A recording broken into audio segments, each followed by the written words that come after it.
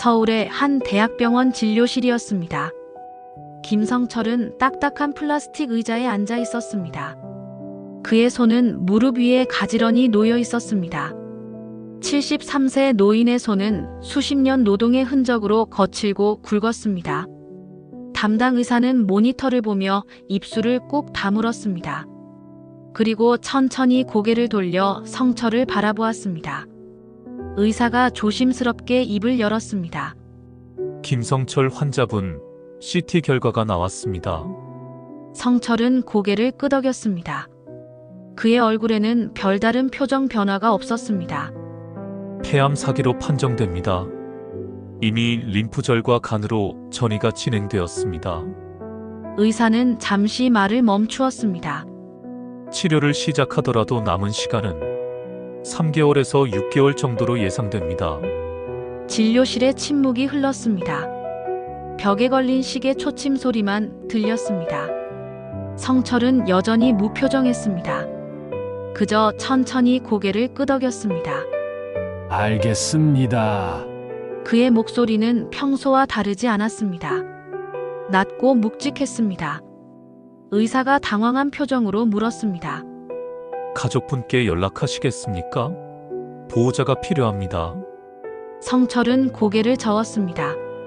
괜찮습니다. 혼자 처리하겠습니다. 하지만 환자분, 성철은 자리에서 일어났습니다. 그의 등은 여전히 곧았습니다.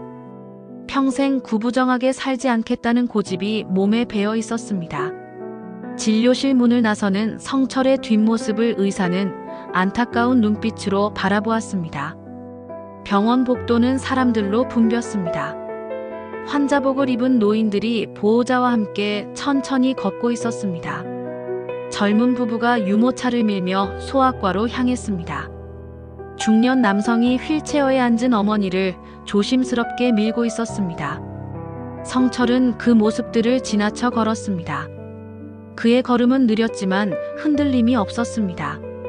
병원 로비에 도착했을 때 성철은 잠시 멈춰 섰습니다. 유리창 너머로 11월의 차가운 햇살이 들어왔습니다. 은행나무 잎이 노랗게 물들어 바람에 흩날렸습니다. 성철은 그 풍경을 한참 바라보았습니다. 73년을 살아왔지만 이렇게 가을 풍경을 천천히 본 적이 없었습니다. 먹고 살기 바빠서 항상 서둘렀습니다. 이제는 시간이 없었습니다. 성철은 버스 정류장으로 걸어갔습니다. 지하철을 타면 더 빠르지만 그는 버스를 선호했습니다. 창밖을 볼 수 있었기 때문입니다. 5번 마을버스가 도착했습니다.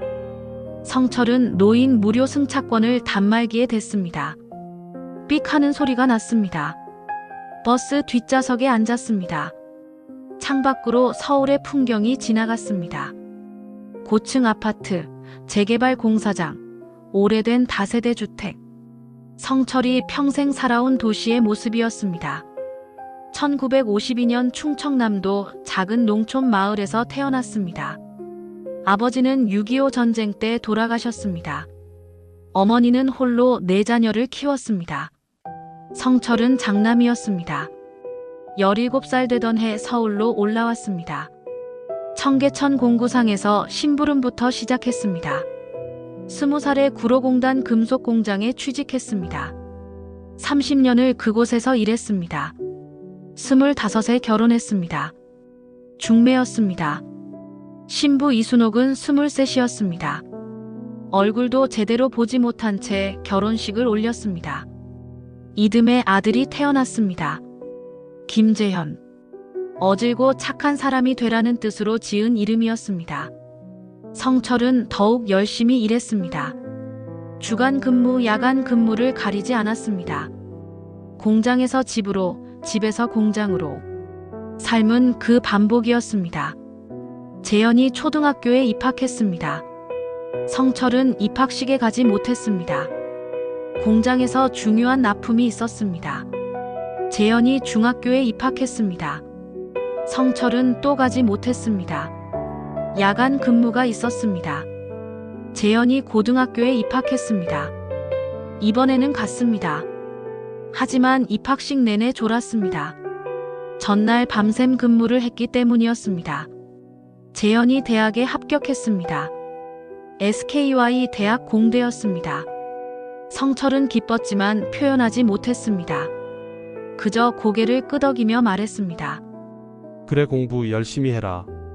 재현의 얼굴에 실망이 스쳤습니다. 하지만 성철은 알아차리지 못했습니다. 아니, 알아차렸지만 모른 척했습니다. 어떻게 표현해야 할지 몰랐기 때문이었습니다. 대학 4년 동안 성철은 재현에게 매달 생활비를 보냈습니다.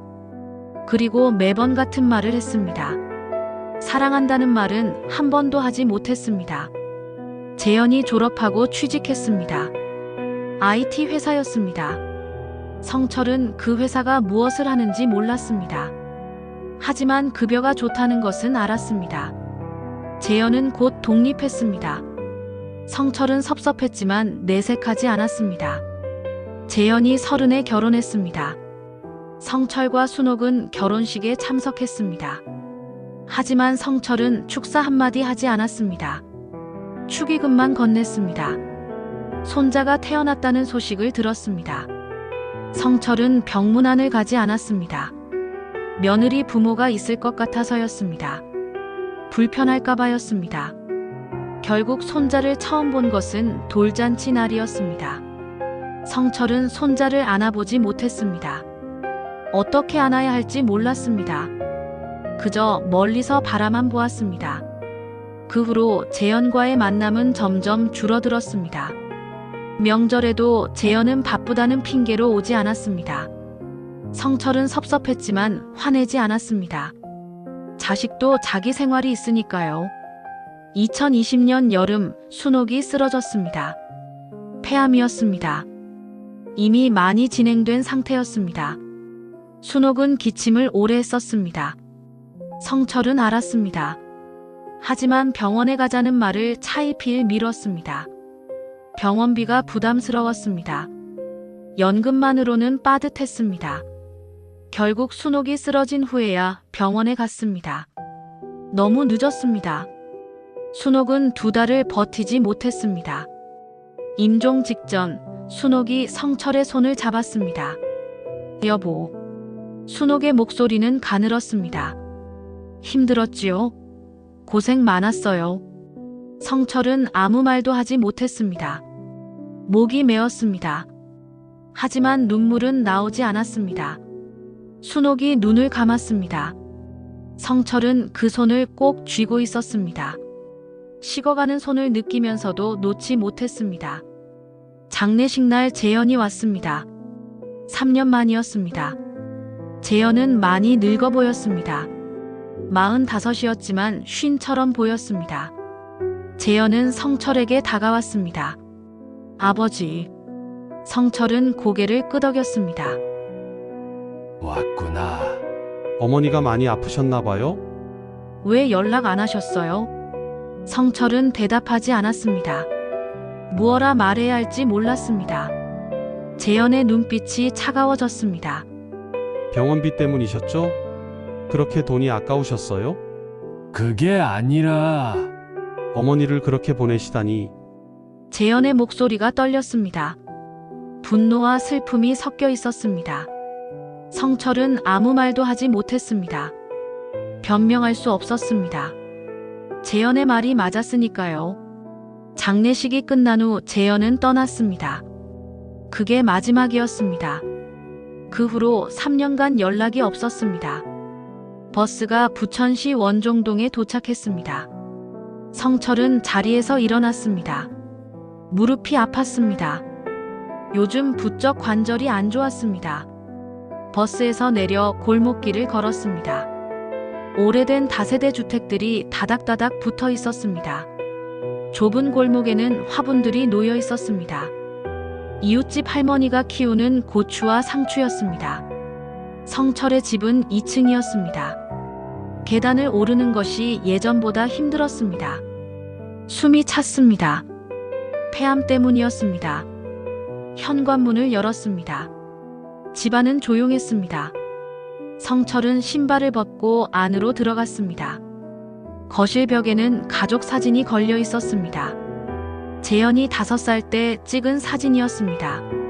놀이동산에서 찍었습니다. 사진 속에서 재현은 환하게 웃고 있었습니다.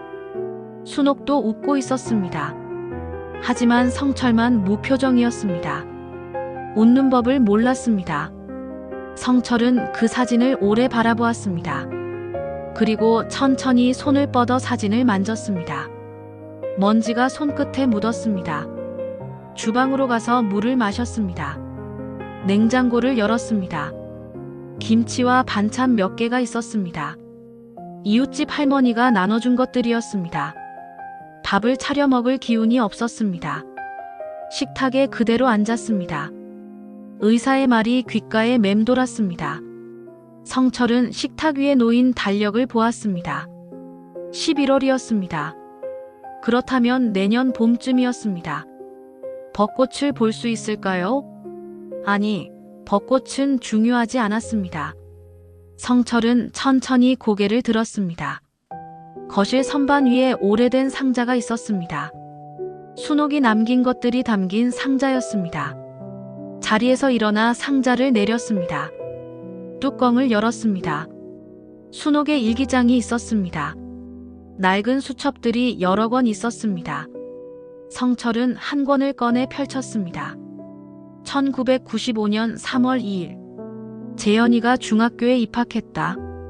여보는 오늘도 야근이다. 재현이가 실망한 얼굴이었다. 나는 뭐라 위로해야 할지 몰랐다. 성철은 다음 장을 넘겼습니다. 1998년 11월 15일. 재현이가 수능을 봤다. 여보는 새벽에 나갔다. 재현이에게 힘내라는 말 한마디 없이. 재현이가 밥을 먹지 않았다. 성철의 손이 떨렸습니다. 2003년 5월 20일. 재현이가 독립한다고 했다. 여보는 그냥 그러라고 했다. 나는 여보의 눈빛을 봤다. 섭섭해하고 있었다. 하지만 말하지 못했다. 성철은 일기장을 덮었습니다. 더 이상 읽을 수 없었습니다. 가슴이 답답했습니다. 순옥은 알고 있었습니다. 성철의 진심을. 하지만 재현은 몰랐습니다. 성철은 창밖을 바라보았습니다. 해가 지고 있었습니다. 하늘이 붉게 물들었습니다. 그는 문득 깨달았습니다. 이대로 죽으면 안 된다는 것을. 재현에게 할 말이 있다는 것을. 하지만 어떻게 해야 할까요? 전화를 할까요? 찾아갈까요? 성철은 핸드폰을 꺼냈습니다. 재현의 번호가 저장되어 있었습니다. 3년간 한 번도 누르지 못한 번호였습니다. 손가락이 화면 위에서 머뭇거렸습니다. 그러나 결국 누르지 못했습니다. 뭐라고 말해야 할까요? 아들아, 아빠다. 나 폐암이야. 죽기 전에 보고 싶구나. 아니었습니다. 그렇게 말할 수 없었습니다. 동정을 구걸하는 것 같았습니다. 성철은 핸드폰을 내려놓았습니다. 그날 밤 성철은 잠을 이루지 못했습니다. 천장을 바라보며 누워 있었습니다. 73년의 삶이 주마등처럼 스쳐 지나갔습니다. 후회뿐이었습니다. 다음 날 아침 성철은 일찍 눈을 떴습니다. 몸이 무거웠습니다. 기침이 나왔습니다. 가래에 피가 섞여 있었습니다. 화장실에서 세수를 하고 거울을 보았습니다. 거울 속 남자는 낯설었습니다. 언제 이렇게 늙었을까요? 뺨은 푹 꺼지고 눈가에는 깊은 주름이 패여 있었습니다. 성철은 옷을 갈아입었습니다. 오래된 점퍼와 면바지였습니다. 30년 전 구로공단에서 일할 때 입던 옷차림이었습니다. 밖으로 나왔습니다. 11월의 차가운 바람이 얼굴을 스쳤습니다. 어디로 가야 할까요? 집에만 있으면 답답했습니다. 순옥의 일기장이 자꾸 떠올랐습니다. 성철은 걷기 시작했습니다. 목적지 없이 그저 걸었습니다. 20분쯤 걸었을까요? 부천시립도서관 앞에 도착했습니다. 오래된 3층 건물이었습니다. 성철은 도서관을 한 번도 가본 적이 없었습니다. 책을 읽을 시간이 없었습니다. 평생 신문도 제대로 읽어본 적이 없었습니다. 하지만 오늘은 들어가고 싶었습니다. 따뜻해 보였기 때문입니다. 자동문이 열렸습니다. 따뜻한 공기가 얼굴을 감쌌습니다. 로비에는 사람들이 있었습니다. 학생들이 책을 읽고 있었습니다. 중년 여성들이 컴퓨터를 사용하고 있었습니다. 노인 몇 명이 신문을 보고 있었습니다. 성철은 2층으로 올라갔습니다. 계단이 가팔랐습니다. 숨이 찼습니다. 2층은 열람실이었습니다. 책장들이 빼곡히 늘어서 있었습니다. 성철은 책장 사이를 천천히 걸었습니다. 책들을 둘러보았지만 무슨 내용인지 알 수 없었습니다. 제목도 어려웠습니다. 한쪽 벽면에 게시판이 있었습니다. 포스터들이 붙어 있었습니다. 독서 토론회 안내, 어린이 동화 구연 대회, 시 낭송의 밤. 성철은 무심히 포스터들을 보다가 하나의 시선이 멈췄습니다. 어르신 인생 기록쓰기 교실. 매주 수요일 오후 2시. 참가비 무료. 신청 2층 안내데스크. 인생 기록쓰기. 성철은 그 문구를 계속 바라보았습니다. 어르신 관심 있으세요? 뒤에서 목소리가 들렸습니다. 성철이 돌아보았습니다. 젊은 여성이 서 있었습니다. 30즈음 되어 보였습니다. 명찰을 보니 한소영 사서라고 적혀 있었습니다. 아, 아닙니다. 성철은 고개를 저었습니다. 소영이 미소 지었습니다. 괜찮아요. 부담 안 가지셔도 돼요. 그냥 한번 둘러보세요. 성철은 고개를 끄덕이고 자리를 떠나려 했습니다. 저희 어머니도 그 프로그램 하셨어요.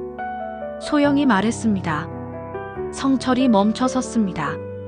돌아가신 할아버지 이야기를 쓰셨는데요. 쓰면서 많이 우셨대요. 하지만 끝나고 나니 마음이 편해지셨대요. 소영의 목소리는 따뜻했습니다.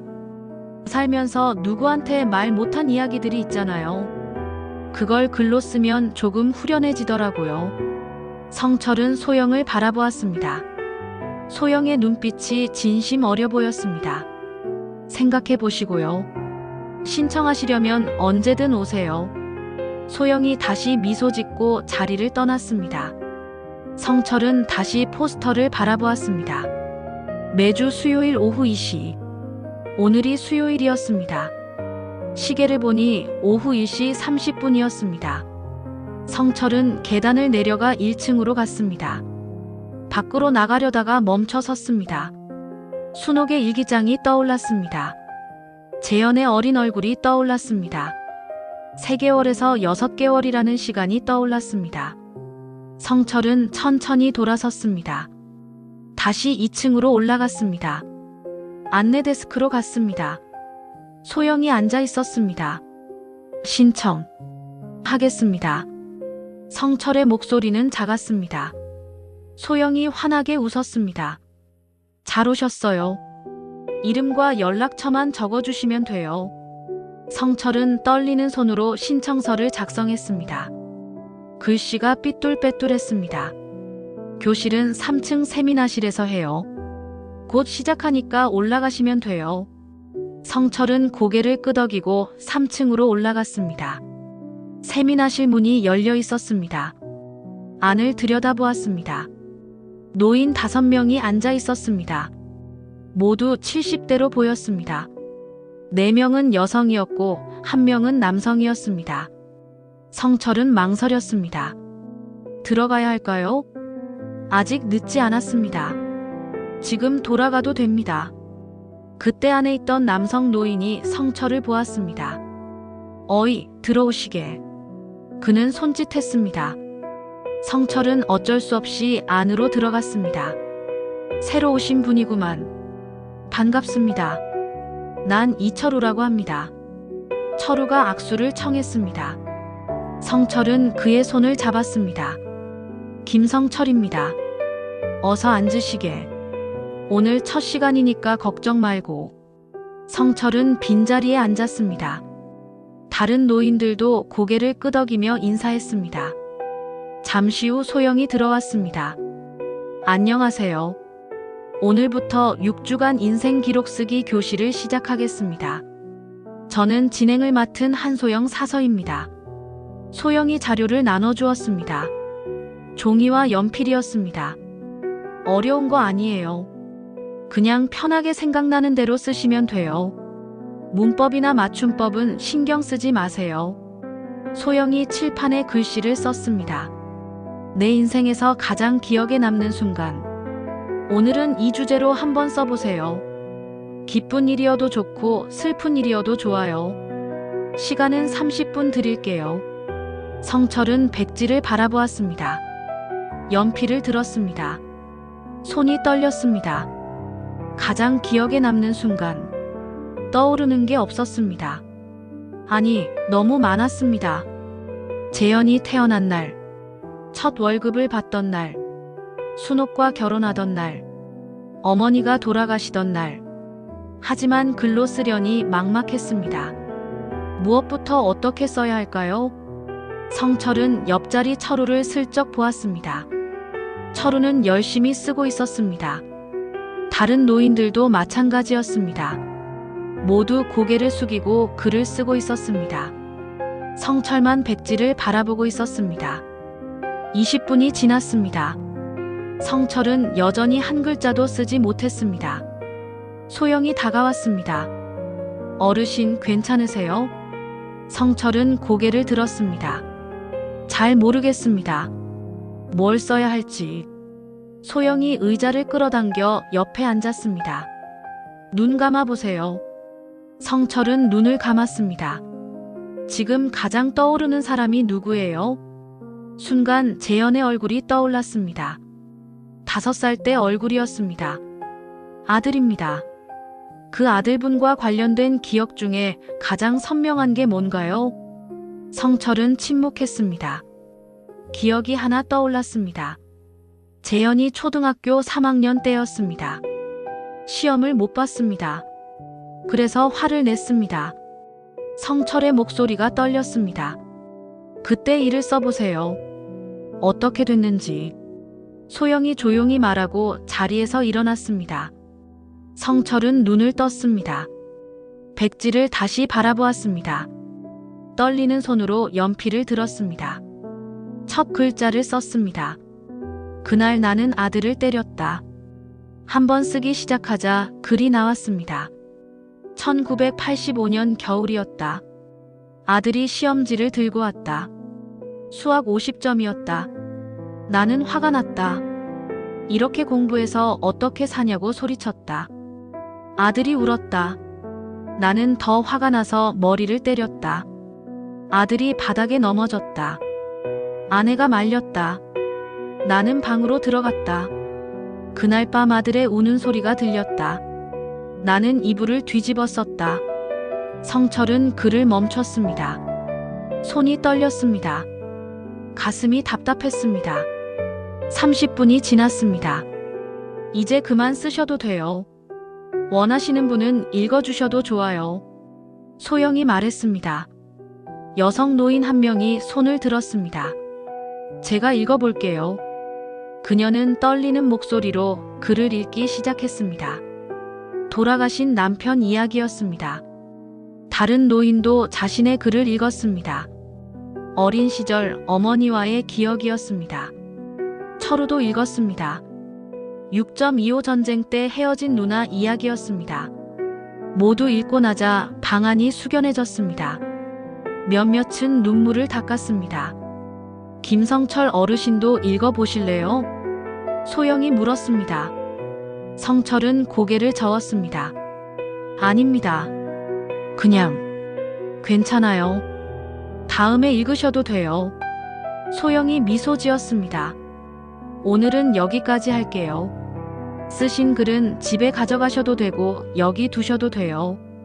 다음 주 수요일에 또 만나요. 노인들이 자리에서 일어났습니다.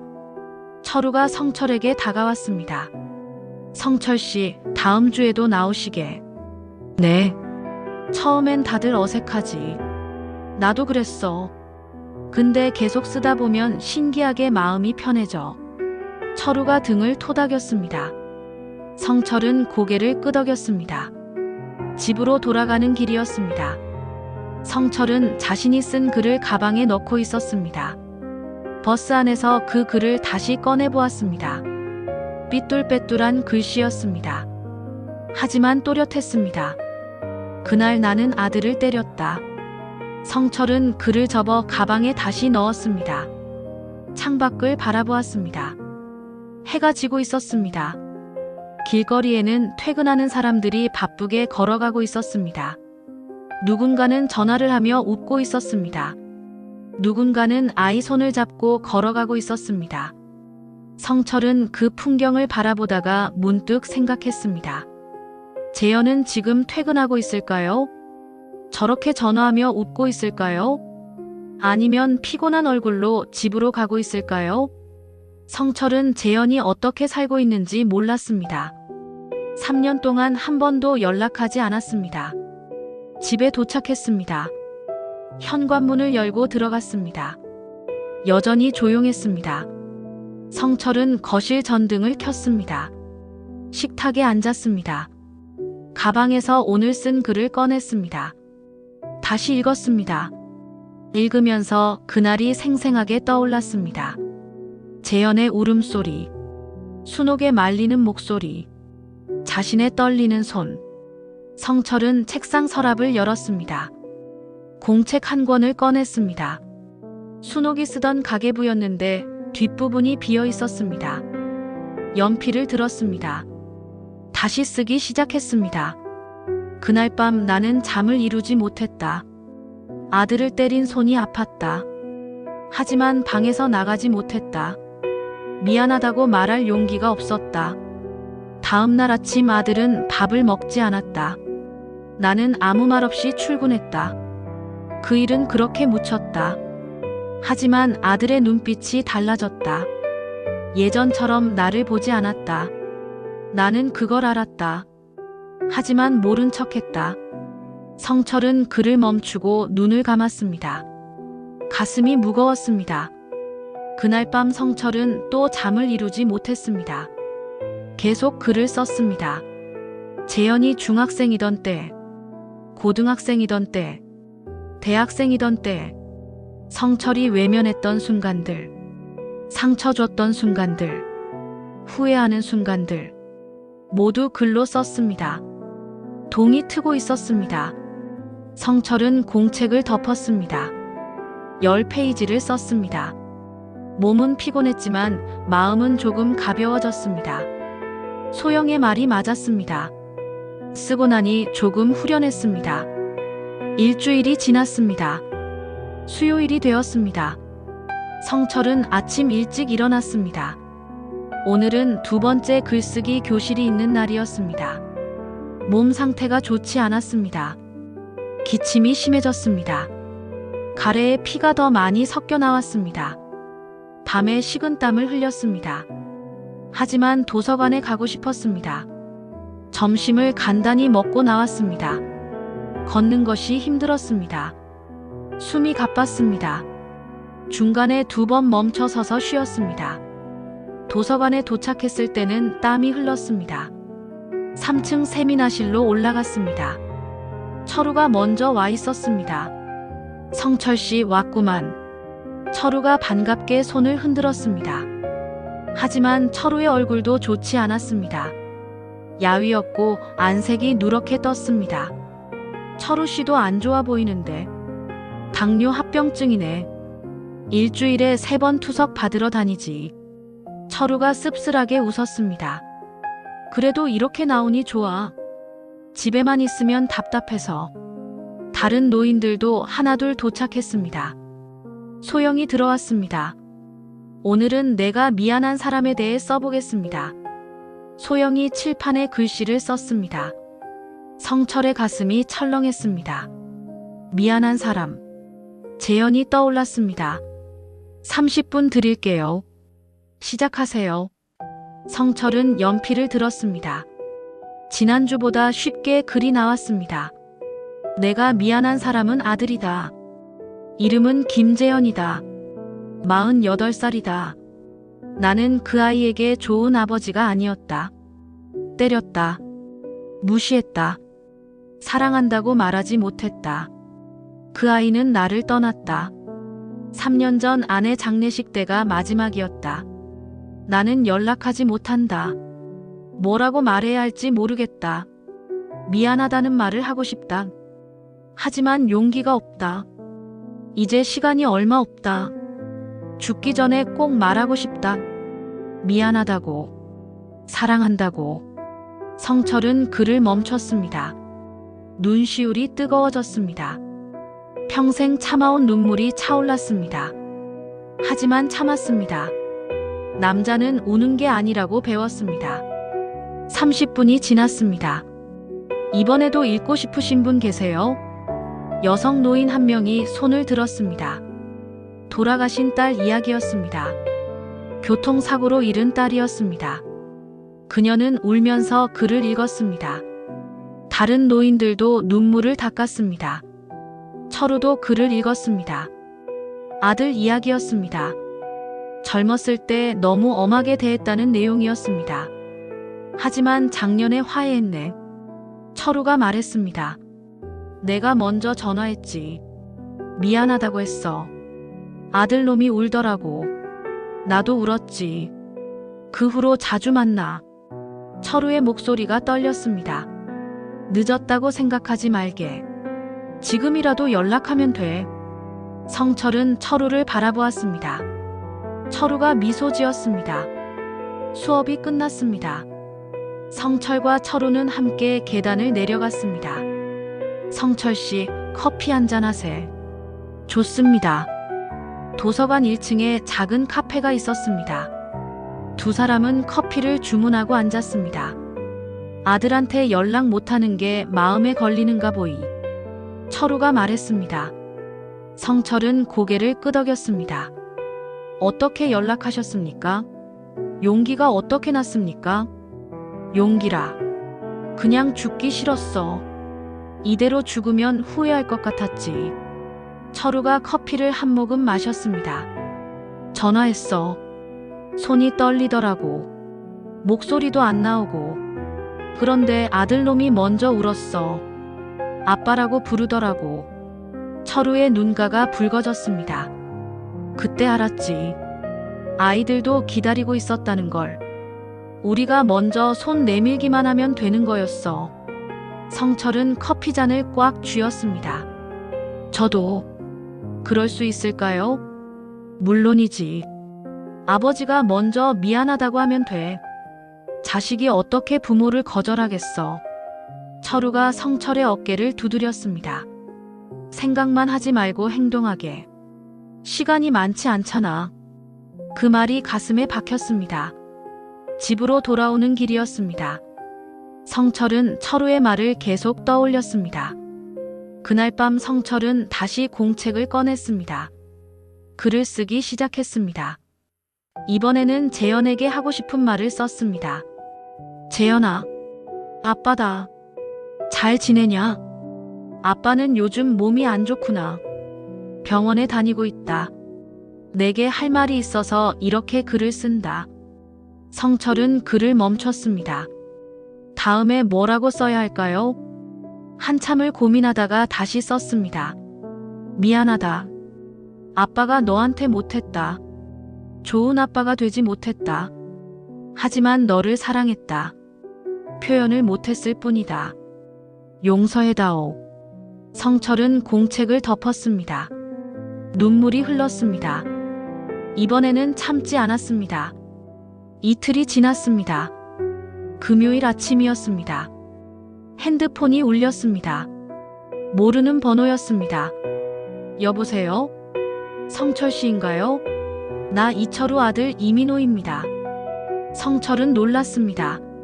아, 네. 무슨 일입니까? 아버지가 어제 돌아가셨습니다. 성철은 말문이 막혔습니다. 장례식장 주소 알려드릴게요. 오실 수 있으시죠? 네. 전화가 끊겼습니다. 성철은 한동안 핸드폰을 들고 서 있었습니다. 철우가 죽었습니다. 일주일 전에 만났던 철우가. 성철은 서둘러 옷을 갈아입었습니다. 장례식장으로 향했습니다. 장례식장은 부천 성모병원 지하에 있었습니다. 성철은 빈소를 찾아갔습니다. 철우의 영정 사진이 있었습니다. 웃고 있는 얼굴이었습니다. 성철은 절을 했습니다. 오래 절을 했습니다. 일어서서 향을 피웠습니다. 아버지, 지난주에 얘기하셨어요. 성철 씨 오시면 꼭 전해달라고요. 민호가 다가왔습니다. 뭐라고 하셨습니까? 아들한테 빨리 연락하라고요. 늦으면 후회한다고요. 성철은 고개를 숙였습니다. 그리고 이거 드리래요. 민호가 봉투 하나를 건넸습니다. 성철은 봉투를 받았습니다. 무거웠습니다. 밖으로 나와 봉투를 열었습니다. 편지가 들어 있었습니다. 성철 씨에게. 나는 이제 떠납니다. 아쉽지만 어쩔 수 없습니다. 성철 씨에게 하고 싶은 말이 있어서 이 편지를 씁니다. 아들에게 연락하세요. 지금 당장 하세요. 나처럼 시간이 많다고 생각하지 마세요. 내일이면 늦을 수도 있습니다. 용기를 내세요. 아버지가 먼저 손 내밀면 됩니다. 자식은 기다리고 있습니다. 부탁입니다. 후회하지 마세요. 철우 올림. 성철은 편지를 읽고 또 읽었습니다. 눈물이 멈추지 않았습니다. 장례식장을 나왔습니다. 찬바람이 얼굴을 스쳤습니다. 성철은 벤치에 앉았습니다. 핸드폰을 꺼냈습니다. 재연의 번호를 꺼냈습니다. 통화 버튼 위에 손가락을 올렸습니다. 떨렸습니다. 심장이 빠르게 뛰었습니다. 하지만 누르지 못했습니다. 뭐라고 말해야 할까요? 아들아, 아빠야. 나 병 걸렸어. 만나자. 안 됩니다. 그렇게 말할 수 없습니다. 성철은 핸드폰을 주머니에 넣었습니다. 고개를 떨어뜨렸습니다. 철우의 목소리가 귓가에 맴돌았습니다. 늦으면 후회합니다. 성철은 주먹을 쥐었습니다. 그날 밤 집으로 돌아와서도 잠을 이루지 못했습니다. 철우의 편지를 계속 읽었습니다. 공책을 꺼내 글을 썼습니다. 철우 씨가 떠났다. 일주일 전까지만 해도 함께 커피를 마셨다. 이제 볼 수 없다. 나도 곧 그렇게 될 것이다. 철우 씨의 마지막 말이 맞다. 시간이 없다. 하지만 나는 겁쟁이다. 아들에게 연락할 용기가 없다. 거절당할까봐 두렵다. 미움받을까봐 두렵다. 하지만 이대로는 안 된다. 뭔가 해야 한다. 성철은 글을 멈추고 창밖을 바라보았습니다. 밤하늘에 별이 보였습니다. 순옥이 떠올랐습니다. 철우가 떠올랐습니다. 재연이 떠올랐습니다. 성철은 결심했습니다. 편지를 쓰기로 했습니다. 전화할 용기는 없지만 편지는 쓸 수 있을 것 같았습니다. 자신의 진심을 편지로 전하기로 했습니다. 그리고 그 편지를 재연에게 전달해야 했습니다. 어떻게든 방법을 찾아야 했습니다. 다음 날 아침 성철은 일찍 일어났습니다. 잠을 거의 자지 못했지만 정신은 또렷했습니다. 편지를 써야 했습니다. 재연에게 보낼 편지를. 성철은 식탁에 앉았습니다. 공책과 연필을 꺼냈습니다. 무엇부터 써야 할까요? 한참을 고민하다가 첫 문장을 썼습니다. 재연아, 아빠다. 그리고 멈췄습니다. 다음 문장이 나오지 않았습니다. 성철은 연필을 내려놓았습니다. 창밖을 바라보았습니다. 비가 내리고 있었습니다. 11월의 찬비였습니다. 성철은 다시 연필을 들었습니다. 재연아, 아빠다. 잘 지내고 있니? 아빠는 요즘 몸이 안 좋구나. 병원에 다니고 있다.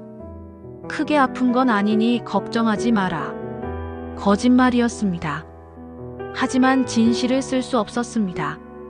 성철은 글을 찢어버렸습니다. 다시 시작했습니다. 재현아, 아빠가 편지를 쓴다.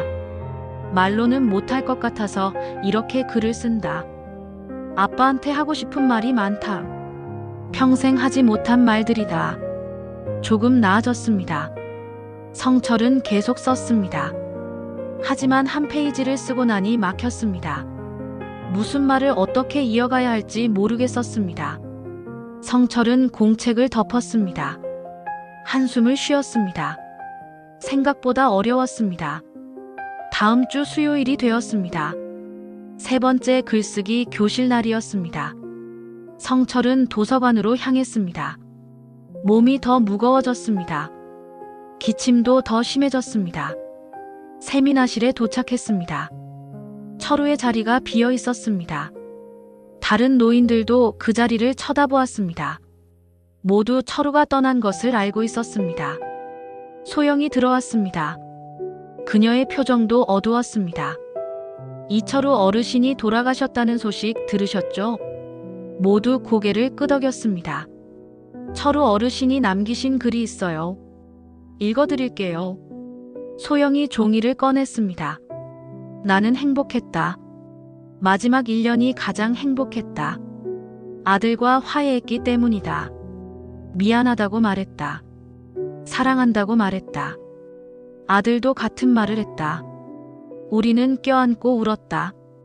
50년 만에 처음 안아봤다. 그 순간이 내 인생 최고의 순간이었다. 나는 이제 후회 없이 떠난다. 이 글을 읽는 분들도 용기를 내세요. 아직 늦지 않았습니다. 소영의 목소리가 떨렸습니다. 방 안이 조용해졌습니다. 몇몇은 눈물을 닦았습니다. 성철도 눈물을 참을 수 없었습니다. 오늘은 내가 꼭 하고 싶은 말에 대해 써보겠습니다. 소영이 말했습니다. 누구에게든 좋아요. 살아있는 사람이든 돌아가신 분이든 꼭 하고 싶은 말을 써보세요. 성철은 연필을 들었습니다. 이번에는 망설이지 않았습니다. 재현아, 아빠가 미안하다. 평생 미안했다. 너를 때린 게 미안하다. 사랑한다고 말 안 한 게 미안하다.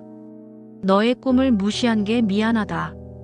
엄마를 제때 병원에 안 모신 게 미안하다. 좋은 아빠가 아니어서 미안하다.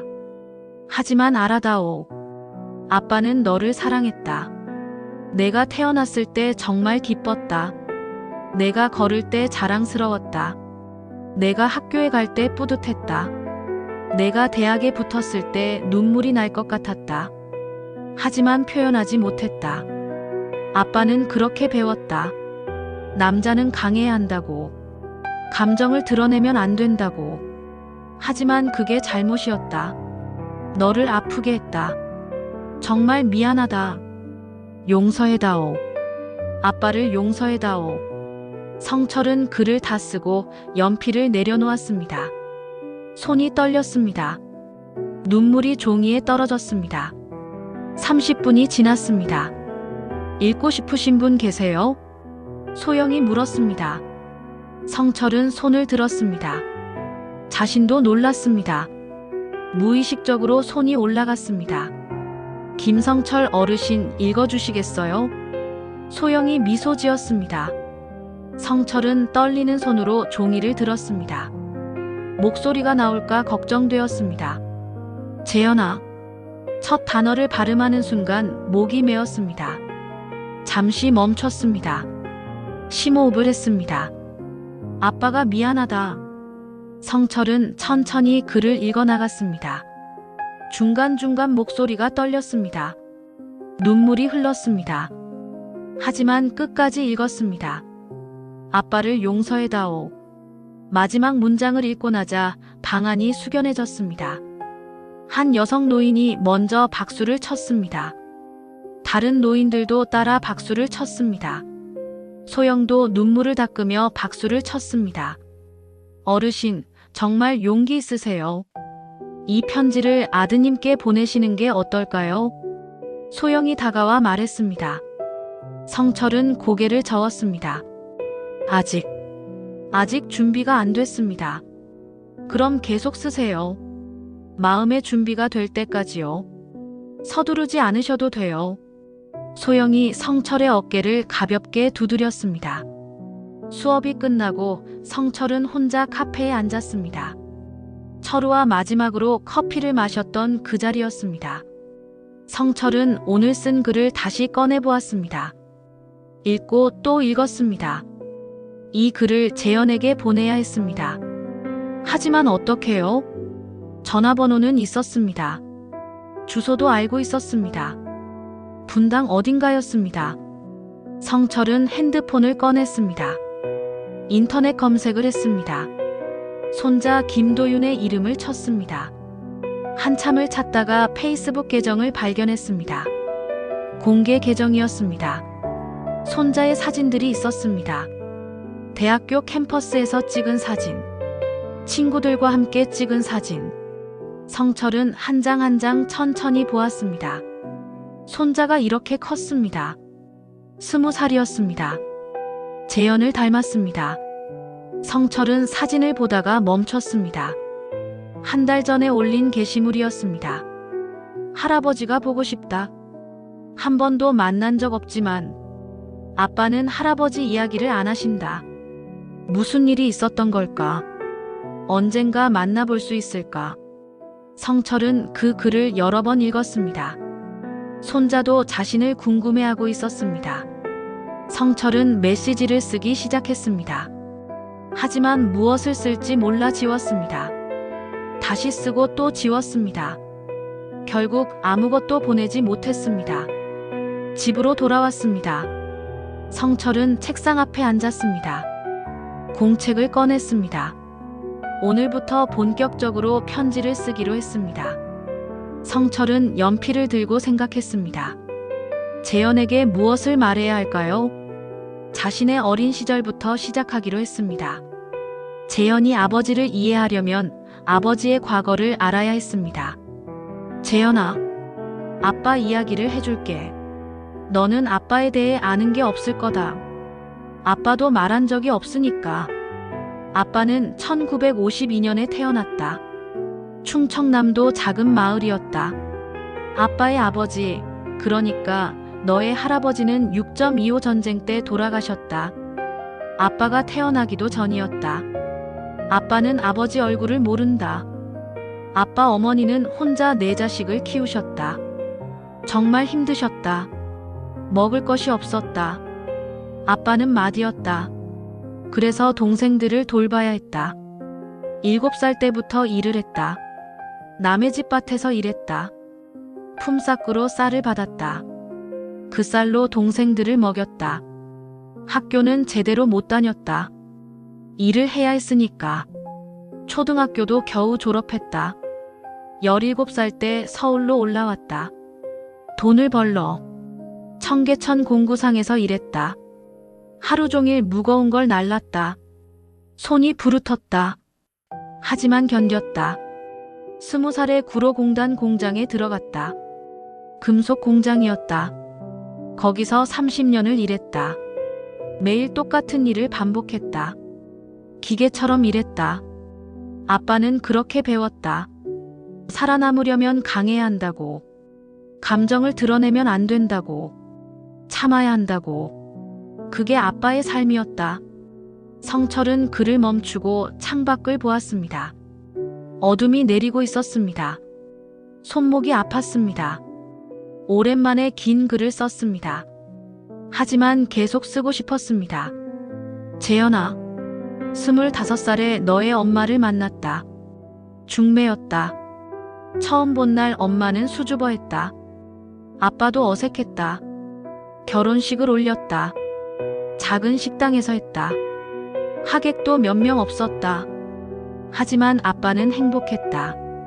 이제 가족이 생겼으니까. 이듬해 내가 태어났다. 1977년 봄이었다. 병원에서 처음 널 봤을 때를 기억한다.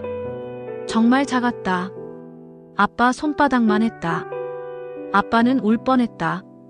하지만 참았다. 남자는 우는 게 아니라고 배웠으니까. 하지만 마음속으로는 울었다. 기쁨의 눈물을. 아빠는 결심했다. 너를 잘 키우겠다고. 내가 배고프지 않게 하겠다고. 내가 공부를 할 수 있게 하겠다고. 그래서 더 열심히 일했다. 야근을 했다. 주말에도 나갔다. 돈을 벌어야 했으니까. 하지만 그게 잘못이었다. 너와 함께 있는 시간이 없었다. 내가 걷기 시작했을 때도 못 봤다. 내가 처음 말했을 때도 못 봤다. 내가 유치원에 갔을 때도 못 갔다. 아빠는 일만 했다. 그게 사랑이라고 생각했다. 가족을 먹여 살리는 게 아버지의 역할이라고 생각했다. 하지만 틀렸다. 너는 아빠의 시간이 필요했다. 아빠의 관심이 필요했다. 아빠의 사랑이 필요했다. 아빠는 그걸 몰랐다. 아니, 알았지만 어떻게 해야 할지 몰랐다. 미안하다. 성철은 연필을 내려놓았습니다. 눈물이 흘렀습니다. 이번에는 닦지 않았습니다. 그냥 흐르게 두었습니다. 그날 밤 성철은 새벽까지 글을 썼습니다. 재현이 초등학생이던 때, 중학생이던 때, 고등학생이던 때, 하나하나 기억을 떠올리며 썼습니다. 특히 재현을 때렸던 그날에 대해 자세히 썼습니다. 재현아, 내가 초등학교 3학년 때였다. 시험지를 가져왔다. 수학 50점이었다. 아빠는 화가 났다. 왜 공부를 안 하냐고 소리쳤다. 너는 울기 시작했다. 아빠는 더 화가 났다. 남자가 왜 우냐고 소리쳤다. 그리고 너의 머리를 때렸다. 너는 바닥에 넘어졌다. 엄마가 말렸다. 아빠는 방으로 들어갔다. 그날 밤 아빠는 잠을 못 잤다. 너의 우는 소리가 들렸다. 아빠의 손이 떨렸다. 아빠는 나가고 싶었다. 미안하다고 말하고 싶었다. 안아주고 싶었다. 하지만 못했다. 자존심 때문에, 아버지의 권위 때문에. 그게 아빠의 가장 큰 후회다. 그날 나가서 안아줬어야 했다. 미안하다고 말했어야 했다. 하지만 못했다. 그리고 그 후로도 계속 못했다. 미안하다. 정말 미안하다. 성철은 공책을 덮었습니다. 동이 트고 있었습니다. 밤새 15페이지를 썼습니다. 손목이 아팠습니다. 눈도 침침했습니다. 하지만 마음은 조금 가벼워졌습니다. 성철은 창밖을 바라보았습니다. 해가 떠오르고 있었습니다.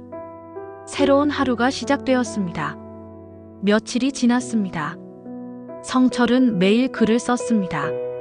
재현의 대학 시절, 재현의 취직, 재현의 결혼, 손자의 탄생, 그리고 순옥의 죽음까지 모든 것을 솔직하게 썼습니다.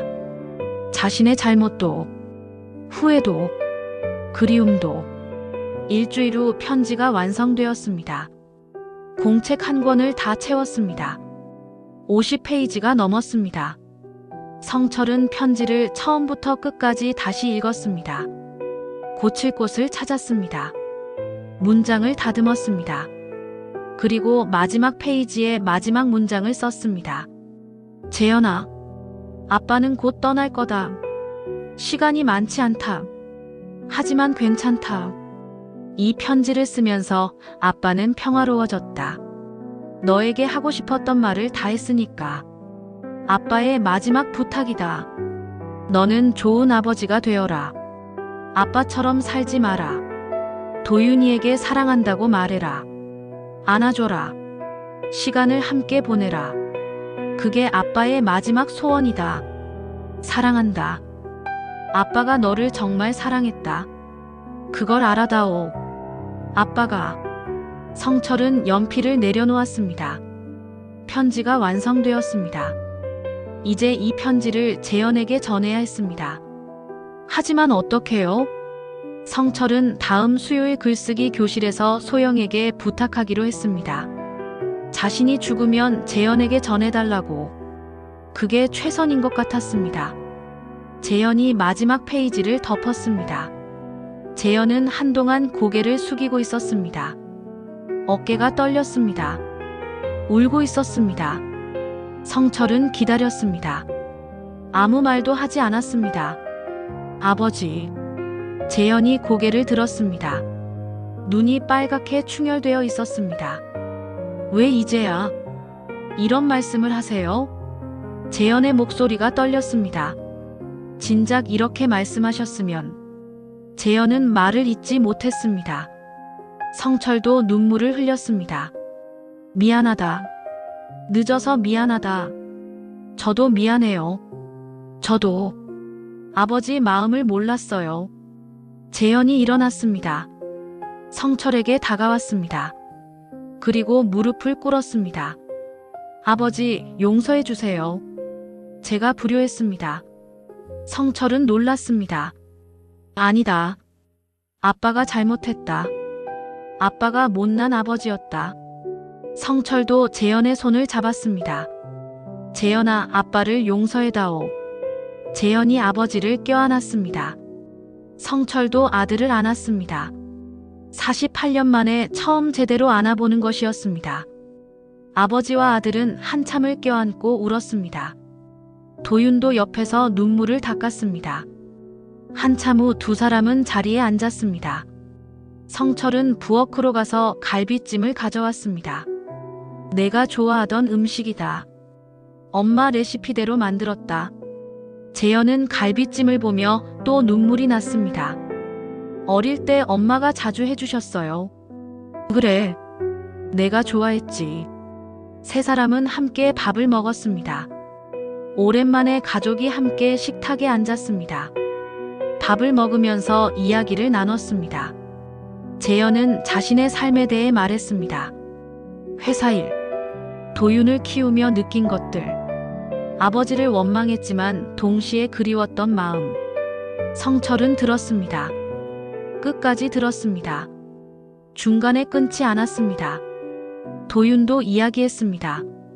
할아버지가 궁금했던 것, 아버지에게서 들었던 할아버지 이야기.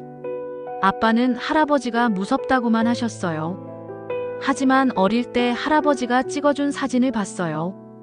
아빠를 업고 웃고 계신 사진이었어요. 도윤이 말했습니다. 그때 알았어요. 할아버지도 아빠를 사랑하셨다는 걸. 표현을 못하셨을 뿐이라는 걸. 성철은 고개를 끄덕였습니다. 맞다. 아빠는 너를 사랑했다. 많이 사랑했다. 성철이 재현을 바라보며 말했습니다.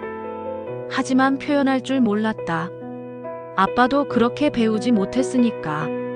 이제 알아요. 편지를 읽고 알았어요. 재현이 말했습니다. 아버지도 힘드셨어요. 아버지 인생도 힘들었어요. 그걸 이제야 이해했어요. 저녁이 되었습니다. 재현과 도윤은 일어섰습니다. 아버지, 우리 다음 주에 또 올게요. 그래. 성철이 미소 지었습니다. 아버지, 병원 치료 제대로 받으세요. 제가 병원비 드릴게요. 아니다. 괜찮다. 아버지. 재현의 목소리에 힘이 들어갔습니다. 이번만큼은 제 말 들으세요. 제발요. 성철은 아들의 눈을 바라보았습니다. 간절한 눈빛이었습니다. 알겠다. 성철이 고개를 끄덕였습니다. 재현은 아버지를 다시 한번 껴안았습니다. 사랑합니다, 아버지. 평생 듣고 싶었던 말이었습니다. 아빠도 사랑한다. 성철도 평생 하고 싶었던 말을 했습니다. 도윤도 다가와 할아버지를 안았습니다. 할아버지, 다음 주에 또 뵐게요. 그때는 제가 좋아하는 이야기 들려드릴게요. 그래. 기다리마. 두 사람이 문을 나섰습니다. 성철은 문 앞에 서서 그들이 계단을 내려가는 모습을 지켜보았습니다. 재현이 계단 중간에서 돌아보았습니다. 손을 흔들었습니다. 성철도 손을 흔들었습니다. 두 사람이 사라진 후에도 성철은 한참을 서 있었습니다. 그리고 천천히 문을 닫았습니다. 혼자 남은 거실은 조용했습니다. 하지만 외롭지 않았습니다. 성철은 식탁에 앉았습니다. 편지를 다시 꺼냈습니다. 재현이 읽었던 편지. 재현의 눈물이 묻은 편지. 성철은 편지를 가슴에 안았습니다. 여보. 성철이 중얼거렸습니다. 우리 아들이 왔다 갔소. 손자도 함께 왔소. 마치 순옥에게 말하듯 성철은 말했습니다. 재현이가 울더구만. 아빠도 울었소. 둘이 껴안고 울었소. 성철은 미소 지었습니다. 당신 말이 맞았소. 늦지 않았소. 아직 늦지 않았소. 그날 밤 성철은 편안하게 잠들었습니다. 오랜만에 악몽 없이 잠들었습니다. 다음 주 토요일이 되었습니다. 재현과 도윤이 다시 왔습니다. 이번에는 재현의 아내 지연도 함께 왔습니다. 아버님 뵙게 되어 반갑습니다. 지연이 공손하게 인사했습니다. 그래. 고맙소. 성철이 어색하게 대답했습니다.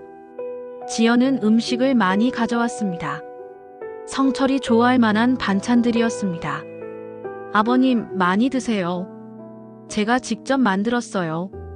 그날도 네 사람은 함께 밥을 먹었습니다. 도윤은 학교 이야기를 했습니다. 친구들 이야기, 교수님 이야기.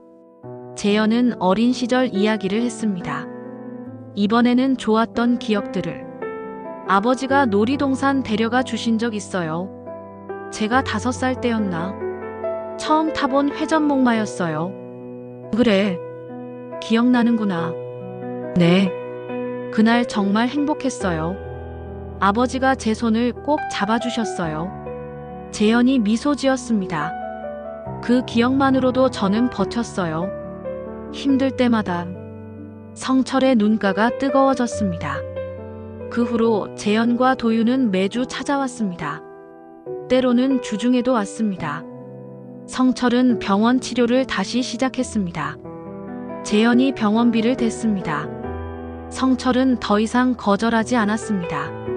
치료를 받으니 몸 상태가 조금 나아졌습니다. 기침이 줄었습니다. 기력도 생겼습니다. 크리스마스가 되었습니다. 재현 가족이 모두 왔습니다. 성철의 집에서 크리스마스를 보내기로 했습니다. 도윤이 작은 트리를 가져왔습니다. 함께 장식을 달았습니다. 지연이 음식을 준비했습니다. 성철도 옆에서 도왔습니다. 저녁을 먹으면서 사진을 찍었습니다. 네 사람이 함께 찍은 가족 사진이었습니다. 사진 속에서 모두 웃고 있었습니다. 성철도 환하게 웃고 있었습니다. 재현이 그 사진을 보며 말했습니다. 아버지, 이 사진 액자에 넣어서 드릴게요. 고맙다. 그날 밤 재현과 도윤은 성철의 집에서 잤습니다. 좁은 집이었지만 함께 있었습니다. 성철은 거실 소파에 누워 잠을 청했습니다. 재현과 도윤은 방에서 잤습니다. 하지만 성철은 잠이 오지 않았습니다. 행복해서 잠이 오지 않았습니다. 방 안에서 재현과 도윤이 대화하는 소리가 들렸습니다. 아빠, 할아버지 정말 좋으신 분이네요. 도윤의 목소리였습니다. 할아버지는 좋은 분이야. 재현이 대답했습니다. 아빠가 왜 할아버지를 그렇게 원망했는지 이제는 이해가 안 가요. 아빠도 이제는 이해해. 할아버지도 힘드셨어. 할아버지 방식대로 우릴 사랑하신 거야. 아빠, 저한테는 그러지 마세요. 사랑한다고 자주 말해주세요. 그래, 그럴게. 아빠는 너를 사랑한다. 저도 사랑해요, 아빠. 성철은 그 대화를 들으며 눈물을 흘렸습니다. 행복한 눈물이었습니다. 재현이 변하고 있었습니다. 도윤과의 관계가 자신과 재현의 관계와는 달랐습니다. 성철이 바라던 모습이었습니다. 겨울이 깊어갔습니다. 성철의 병은 나아지지 않았습니다. 여전히 시한부였습니다. 하지만 성철은 행복했습니다. 매일 재현이나 도윤과 통화했습니다. 매주 만났습니다. 성철은 도서관도 다시 찾았습니다. 소영에게 감사 인사를 하고 싶었습니다. 어르신, 정말 잘하셨어요. 소영이 환하게 웃었습니다. 아드님과 화해하셨다니 정말 기쁘네요. 당신 덕분이요. 정말 고맙소. 성철이 고개를 숙였습니다. 아니에요. 어르신이 용기를 내셨어요. 소영이 성철의 손을 잡았습니다. 이 이야기를 다른 어르신들께도 들려주고 싶어요. 용기를 주고 싶어요. 그러시오. 나처럼 후회하는 사람이 없었으면 좋겠소. 2월이 되었습니다. 매화가 피기 시작했습니다. 성철은 재현에게 전화했습니다. 재현아, 내일 시간 있니? 네, 아버지. 무슨 일이세요? 같이 산책 좀 하자. 매화 보러 가고 싶구나. 좋아요. 내일 오전에 갈게요. 다음 날 재현이 왔습니다. 두 사람은 함께 근처 공원으로 갔습니다. 매화가 하얗게 피어 있었습니다.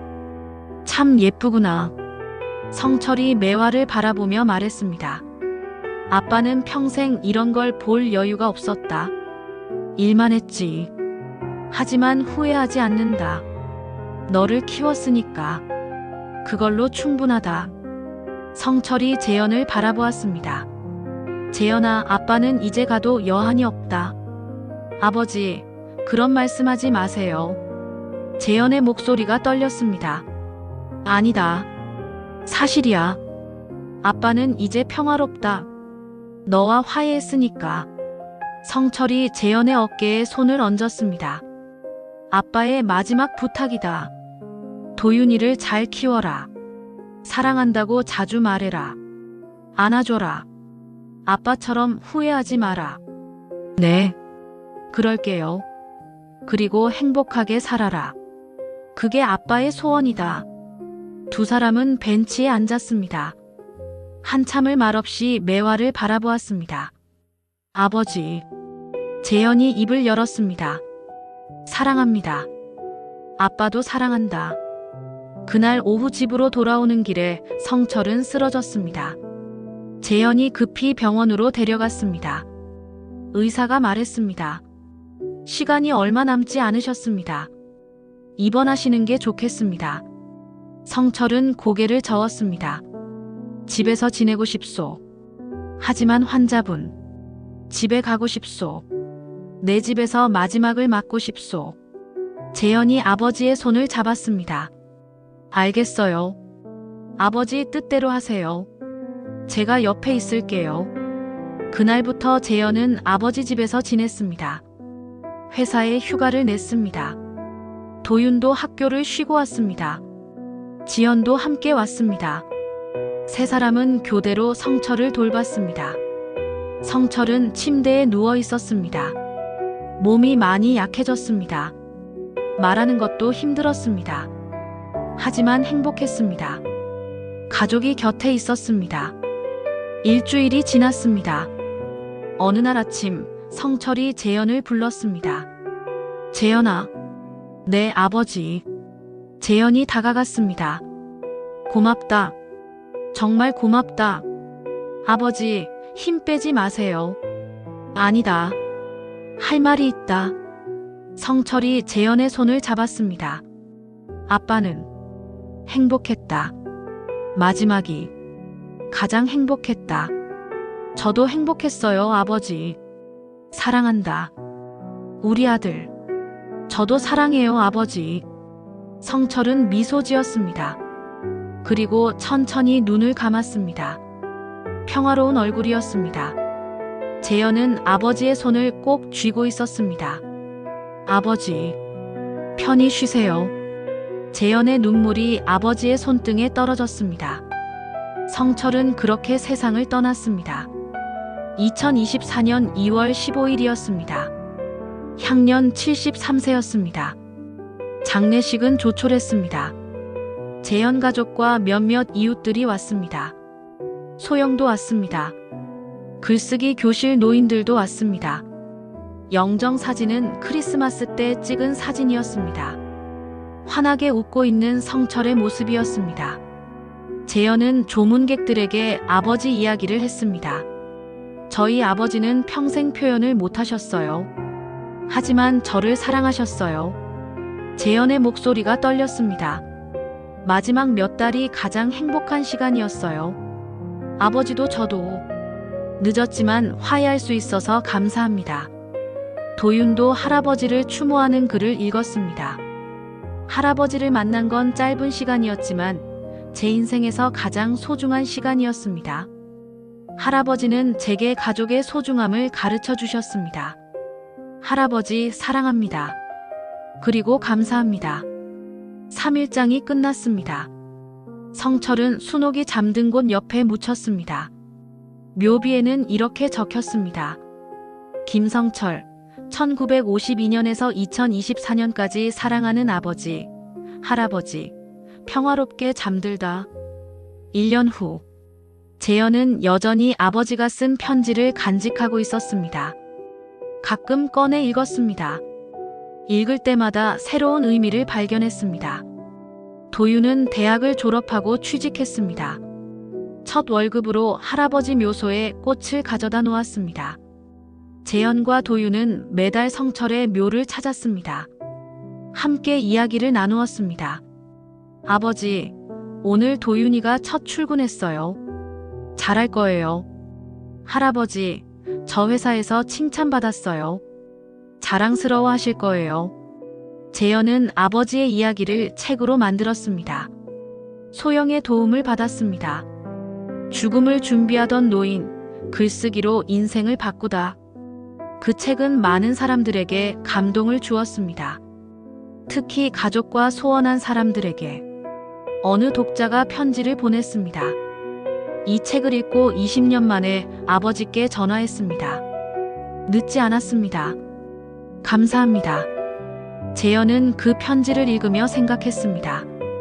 아버지의 이야기가 누군가에게 용기가 되었다고. 아버지가 남긴 마지막 선물이라고. 봄이 왔습니다. 매화가 다시 피었습니다. 재현과 도윤은 함께 공원을 걸었습니다. 아버지와 마지막으로 걸었던 그 길이었습니다. 아빠, 할아버지 생각나요? 도윤이 물었습니다. 그럼. 매일 생각난다. 저도요. 할아버지 정말 좋으셨어요. 그래.